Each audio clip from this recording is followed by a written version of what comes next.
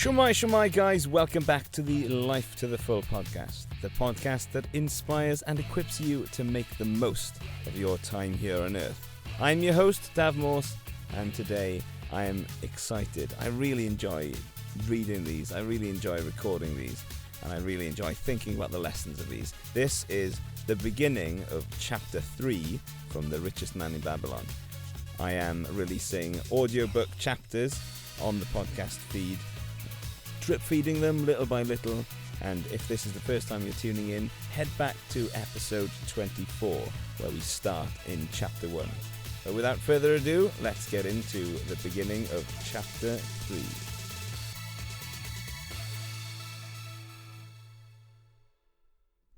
Chapter 3.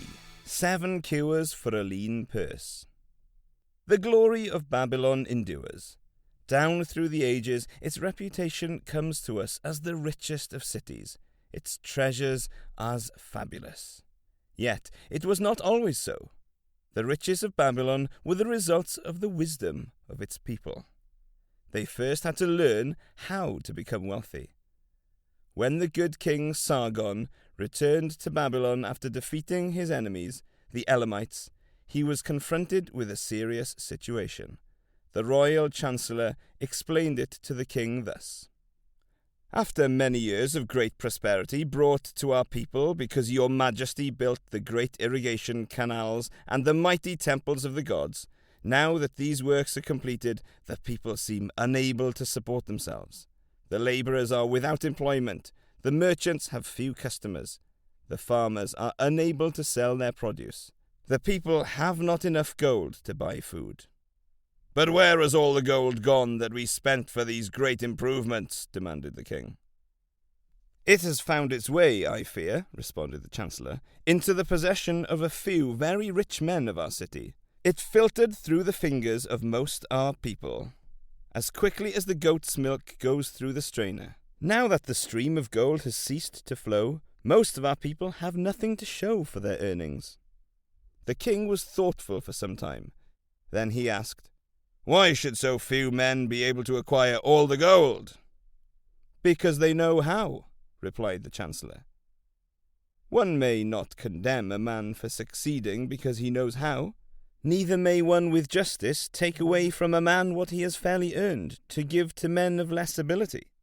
"But why," demanded the king, "should not all the people learn how to accumulate gold and therefore become themselves rich and prosperous?" "Quite possible, Your Excellency, but who can teach them? Certainly not the priests, because they know naught of money-making." "Who knows best in all our city how to become wealthy, Chancellor?" asked the king. "The question answers itself, Your Majesty. Who has amassed the greatest wealth in Babylon?" "Well said, my able Chancellor. It is Arcad. He is the richest man in Babylon. Bring him before me on the morrow." Upon the following day, as the king had decreed, Arcad appeared before him, straight and sprightly, despite his 70 years. "Arcad," spoke the king, "is it true thou art the richest man in Babylon?" "So it is reported, Your Majesty, and no man disputes it." "How becamest thou so wealthy?" "By taking advantage of opportunities available to all citizens of our good city." "Thou hadst nothing to start with?" "Only a great desire for wealth. Beside this, nothing." "Arcad," continued the king, "our city is in a very unhappy state, because a few men know how to acquire wealth, and therefore monopolize it, while the mass of our citizens lack the knowledge of how to keep any part of the gold they receive. It is my desire that Babylon be the wealthiest city in the world. Therefore, it must be a city of many wealthy men. Therefore, we must teach all the people how to acquire riches. Tell me, Arcad, is there any secret to acquiring wealth? Can it be taught?" "It is practical, Your Majesty, that which one man knows can be taught to others." The king's eyes glowed. "Arcad, thou speakest the words I wish to hear. Wilt thou lend thyself to this great cause? Wilt thou teach thy knowledge to a school for teachers, each of whom shall teach others until there are enough trained to teach these truths to every worthy subject in my domain?" Arkad bowed and said, I am thy humble servant to command. Whatever knowledge I possess, I will gladly give for the betterment of my fellowmen and the glory of my king. Let your good chancellor arrange for me a class of 100 men, and I will teach them those 7 cures which did fatten my purse, than which there was none leaner in all Babylon. A fortnight later, in compliance with the king's command, the chosen 100 assembled in the great hall of the Temple of Learning, seated upon colourful rings in a semicircle. Arkad sat beside a small taboret, upon which smoked a sacred lamp, sending forth a strange and pleasing odour. "Behold, the richest man in Babylon," whispered a student, nudging his neighbour as Arkad rose. "He is but a man, even as the rest of us." "As a dutiful subject of our great king," Arkad began, "I stand before you in his service, because once I was a poor youth who did greatly desire gold, and because I found knowledge that enabled me to acquire it, he asks that I impart unto you my knowledge. I started my fortune in the humblest way. I had no advantage, not enjoyed as fully by you and every citizen in Babylon.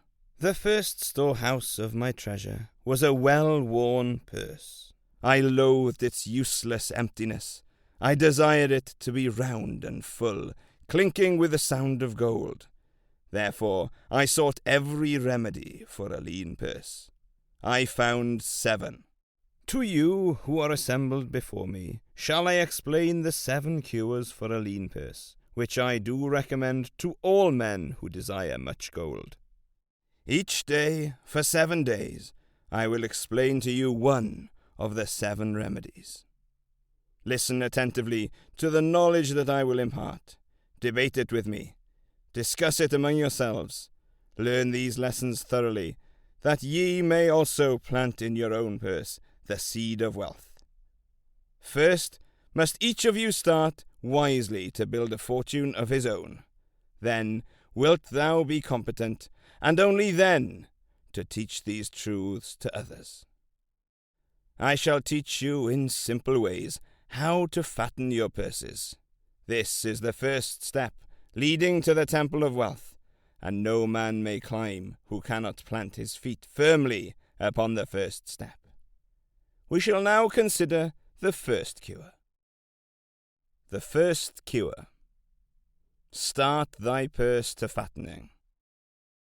Arkad addressed a thoughtful man in the second row.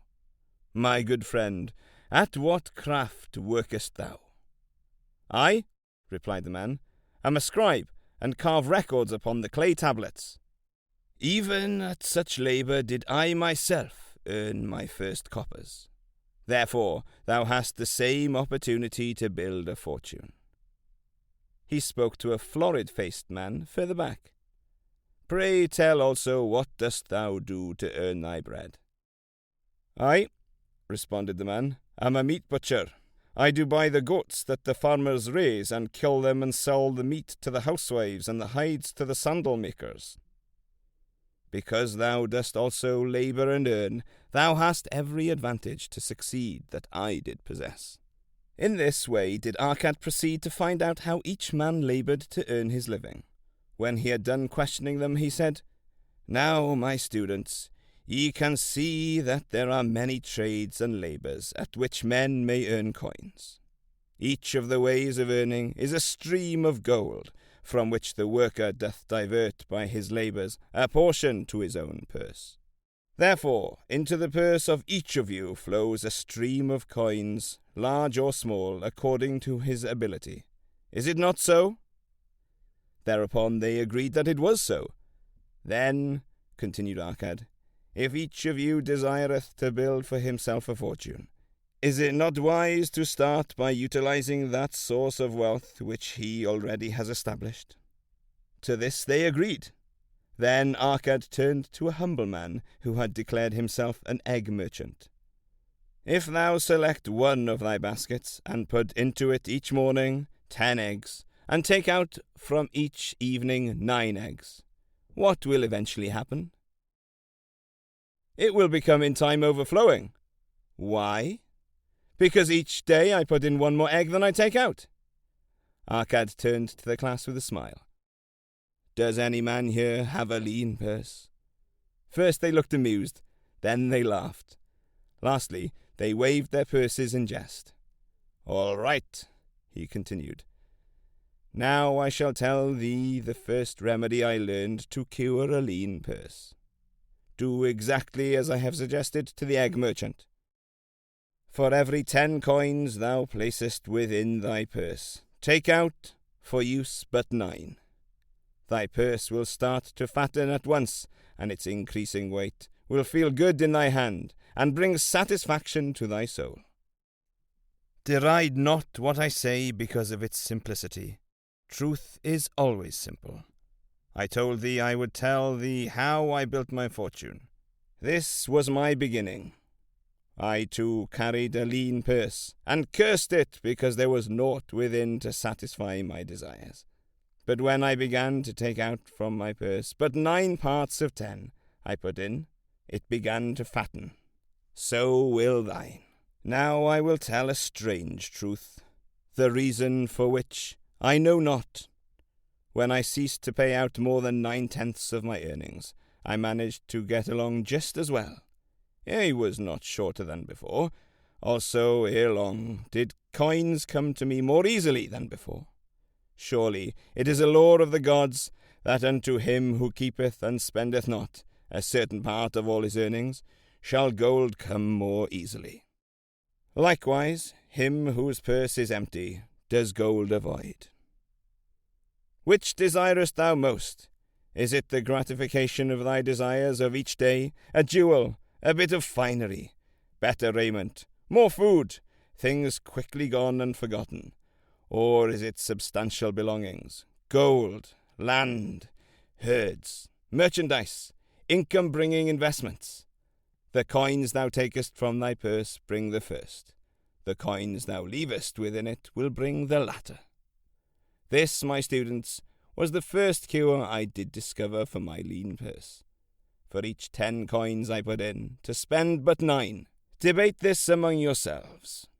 If any man proves it untrue, tell me upon the morrow, when we shall meet again.